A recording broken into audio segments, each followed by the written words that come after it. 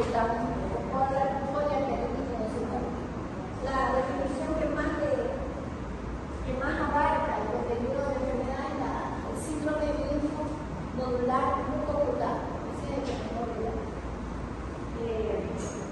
Ya sabemos que la causa no es específica, pero se refiere a una respuesta inmunológica, una enfermedad inmune, ¿no?, que produce inflamación a nivel de los vasos sanguíneos, condicionando lesiones permanentes a nivel de la íntima de las arterias coronarias. Esa es la más grave, pero no todos los casos lo producen. Entonces hay que evitar que ocurra y por eso el tratamiento debe ser entablado lo más pronto posible.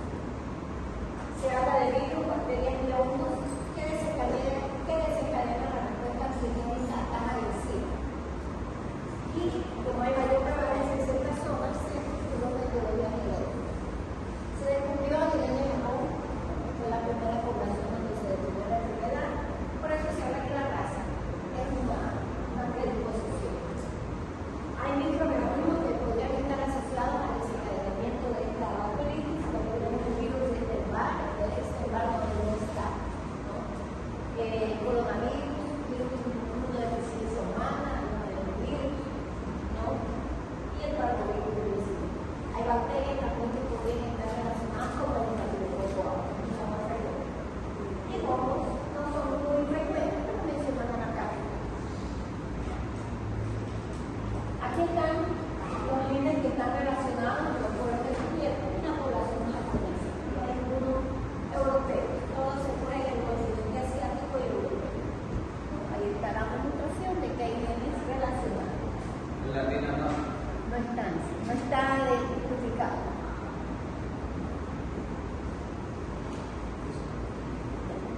Entonces, hablamos que estos genes incrementan la respuesta proinflamatoria.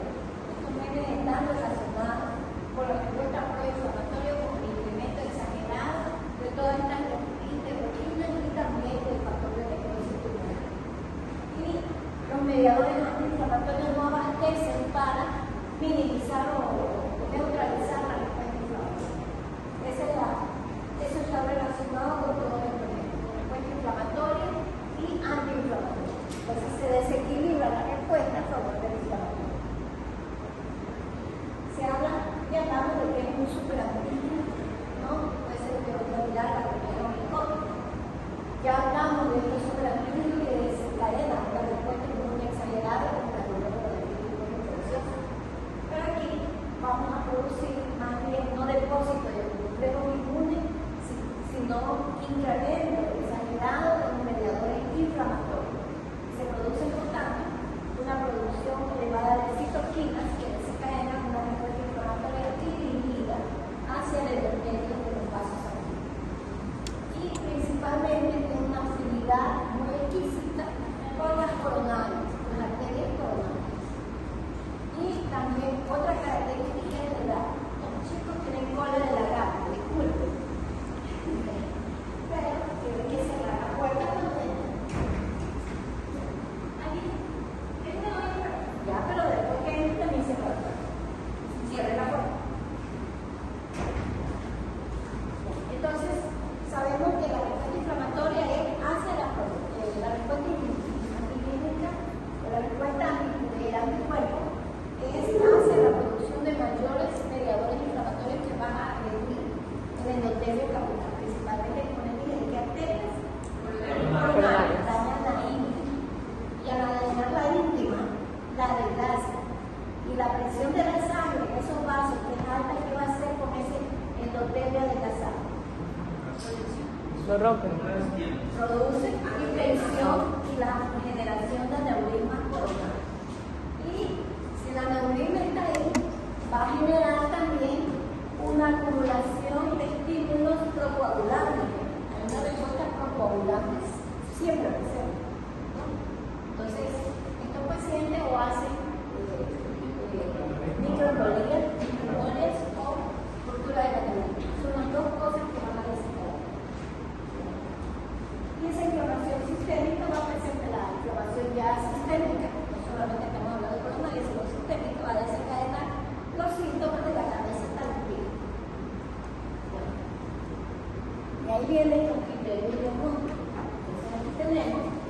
la fase aguda, la fase subaguda y la fase de convalecencia. Son tres fases que tiene la persona. Aquí podemos ver el cuadro, aquí están las características escritas, pero el cuadro no pregunta. ¿Qué va a presentar en el periodo agudo que aproximadamente dura alrededor de una semana máximo hasta 10 días? ¿Qué va a presentar? La fiebre. La fiebre siempre va a ser de más de 5 días de duración. Fiebre. Ya. Respecto a las paquetas, de la fase aguda, ¿dónde se va a elevar? En subagudo. En la subaguda. Es decir, a partir de al finalizar la segunda semana, se empieza a elevar las paquetas. Pero el daño coronario ocurre a partir del 10º día.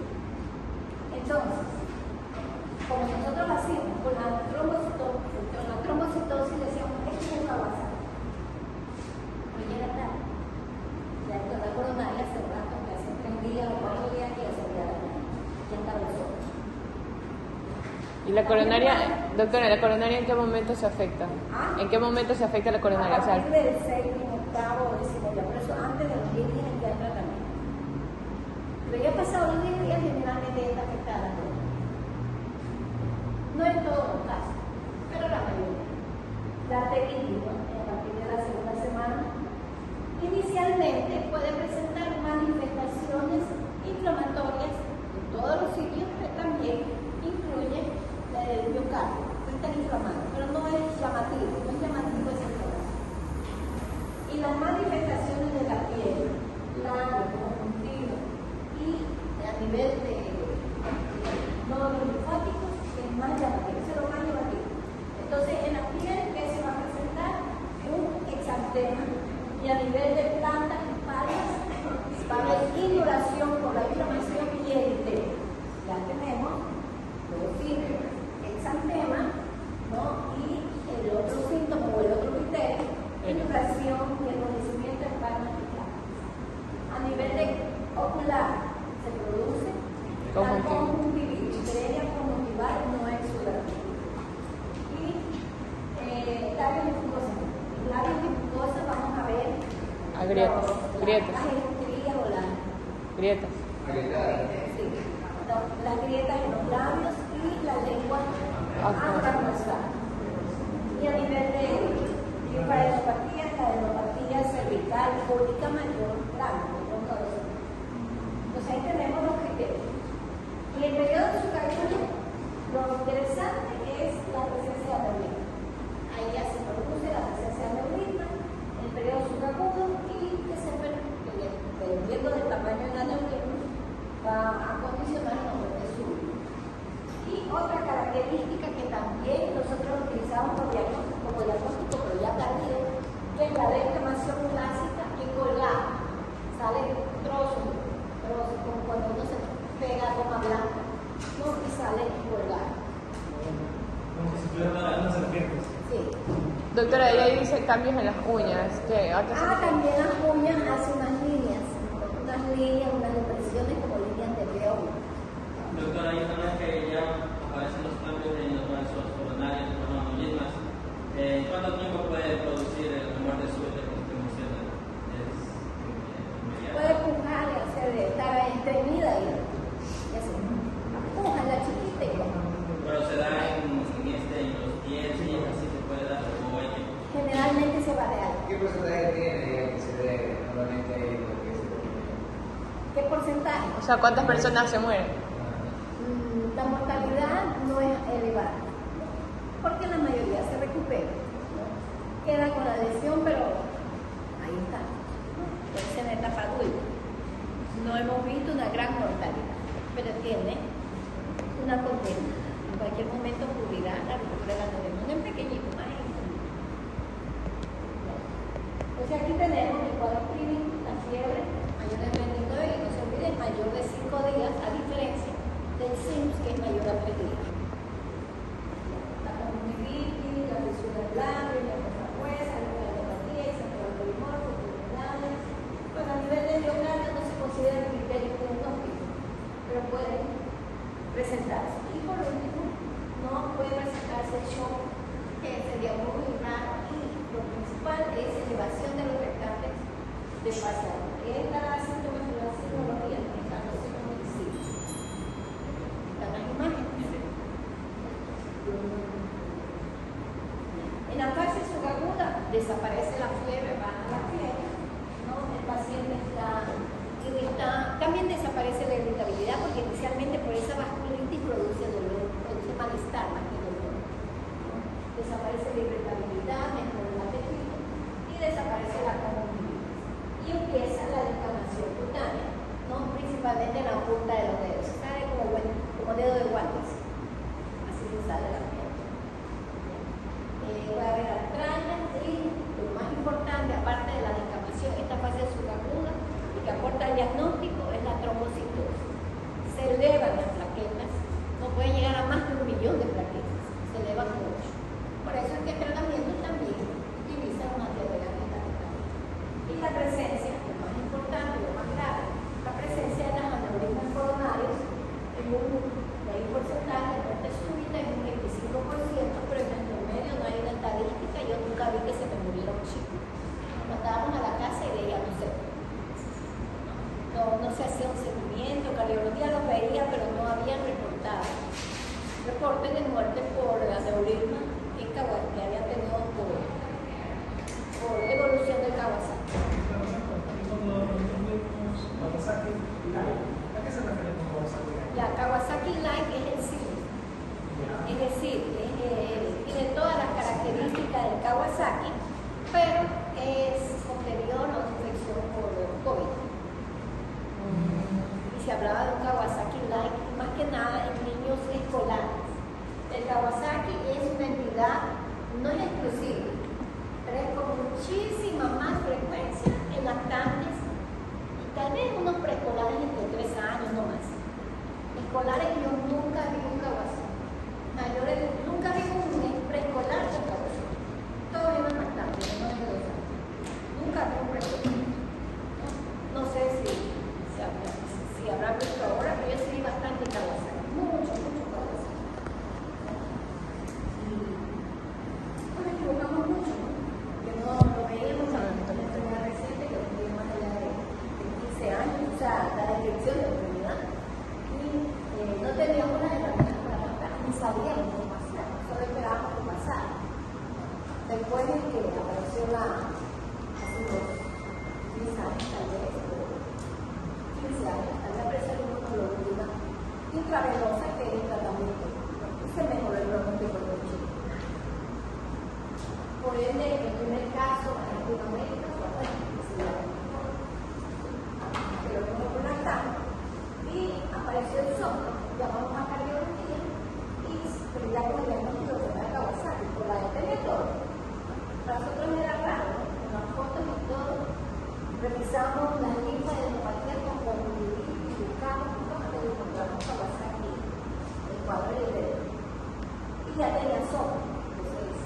No había, esa línea era controlada, estaba controlada y no había antecedentes de cardiología congénita, porque tenía como un año y medio, como tenía controles periódicos y consulta por control de niños sanos, entonces no había un antecedente de una cardiopatía.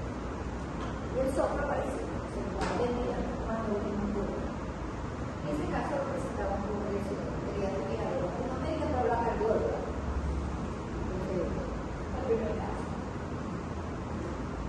Entonces, eso es la fase subaguda que aproximadamente dura hasta la segunda y la tercera semana, ¿no? Luego viene la fase de convalescencia, en que todo se normaliza y empiezan los cambios a nivel de la joya, una depresión en unas líneas, ¿no?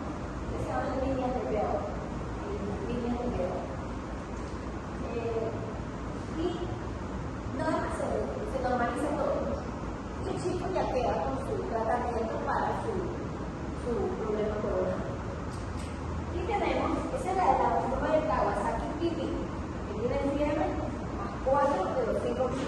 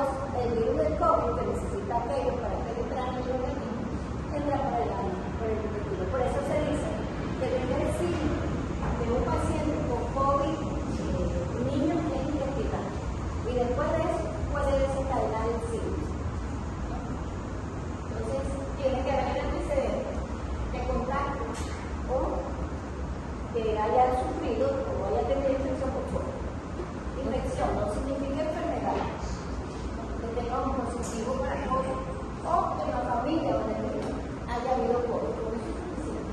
Entonces, con ese criterio, si el chico tiene dolor abdominal, ya vamos a ver más adelante.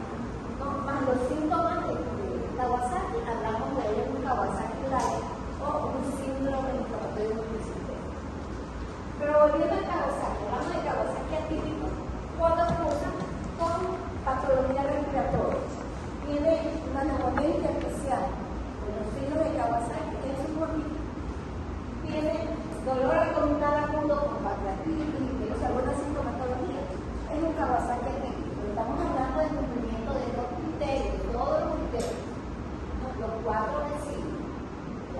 Puede ser que tenga manifestaciones del sistema nervioso central con convulsiones, disminución del sensorio, una meningitis. Estamos hablando de Kawasaki atípico o manifestaciones en el nervio de las vías urinarias. Está hablando de una microcele o también una niña ureotipo. Entonces, en esos casos que afectan un sistema, no dos, uno de ellos, estamos hablando de Kawasaki atípico, uno. No les voy a poner todo, porque ya estamos hablando de un síndrome. Estamos hablando de varios sistemas. Síndrome inflamatorio multisistema. Aparte de los síntomas, doctor. Aparte del Kawasaki, cumple con todos los criterios.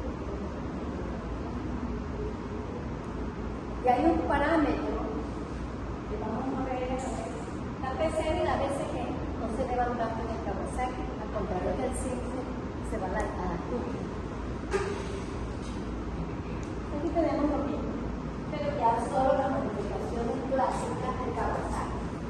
Entonces tenemos la fiebre en la fase aguda y subaguda que dura más de 5 días, puede durar hasta 10 días, a veces dura más.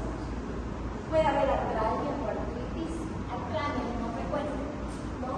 Esa presenta en la fase subaguda.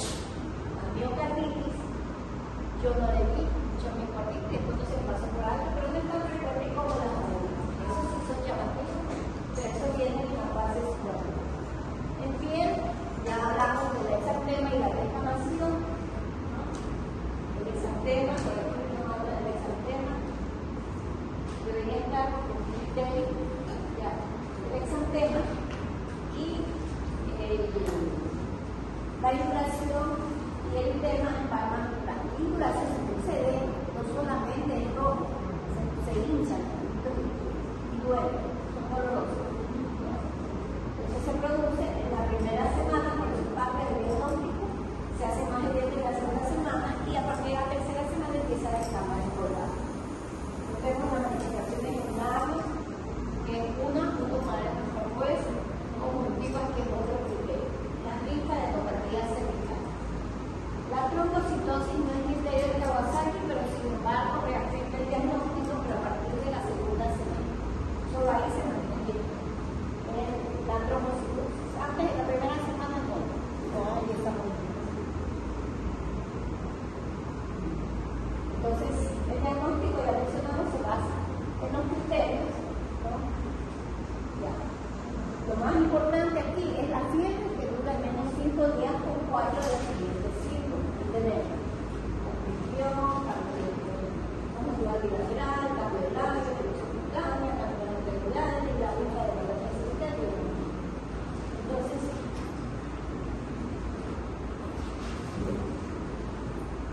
así, el paciente cumple con todos los criterios. Aquí le ponen la fiebre como un criterio, pero es una base. O sea, es 5 criterios, 15, 6. Porque incluyen a la fiebre como un criterio aparte. Pero la fiebre es la condición básica. Todo debe tener fiebre. Si no hay fiebre, no está WhatsApp. Tienen otros 5 criterios, son los que deben tener. Entre 4 o 5 criterios que están mencionados ahí, se habla de una enfermedad de Kawasaki típica. Tema de examen, yo les pongo la